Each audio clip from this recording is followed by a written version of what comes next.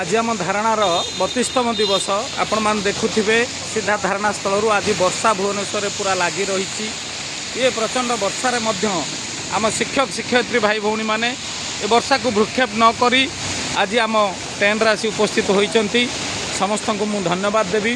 निश्चित रूपे आज ए ट्रेन आम जगतसिंहपुर जिला और कटक जिला थिला। जगतसिंहपुर जिलार भौणी मैंने भाई मैंने आसी उपस्थित होती एवं ए धारणा कार्यक्रम चालू रखिंट जे पर्यंत आमर दाबी हासिल न होईची से पर्यंत ए धारणा कार्यक्रम चलो। निश्चित रूपे मुझे जड़े भौणी प्रतिक्रिया नेबी कौन से कहते आम टे शुणा निज परिचय देवे और कहे। मु देवजानी परिडा जगतसिंहपुर डिस्ट्रिक्ट आसी। तो आज आम ये गणधारण आसी योगदान करूँ। तो गाड़ी मोटर बस एसबू आम आसीचु। बहुत शिक्षक भाई भौणी मैंने शिक्षयित्री भाई भौणी मैंने आसीचु। प्रबल वर्षा ओदा होकर आसीचु।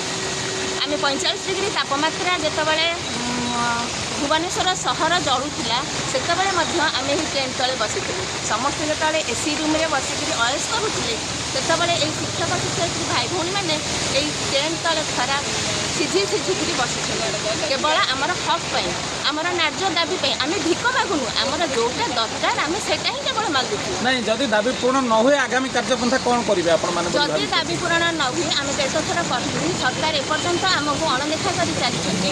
तो आगक आम डिसाइड करें मास लिव नबू और सरकार को समस्त कार्य आम असहयोग आंदोलन करें भी आम छाड़ू ना प्रति आम धन्यवाद। धन्यवाद मैडम बहुत सुंदर भाव कहते आंदोलन चली चलो जेपर्यंत पूरण न होईची दाबी कार्यबंद आंदोलन दरकार पड़े करेंगे। आउ जड़े भौणी प्रतिक्रिया नवा भौणी आज आसी कार्यक्रम आरंभ करते आरंभ देखे परिचय दे टे कहे मैडम कौन पाई आप बस। मो ना तिलोत्तमा बेहेरा जगतसिंहपुर जिला जगतसिंहपुर ब्लॉक रू आसी।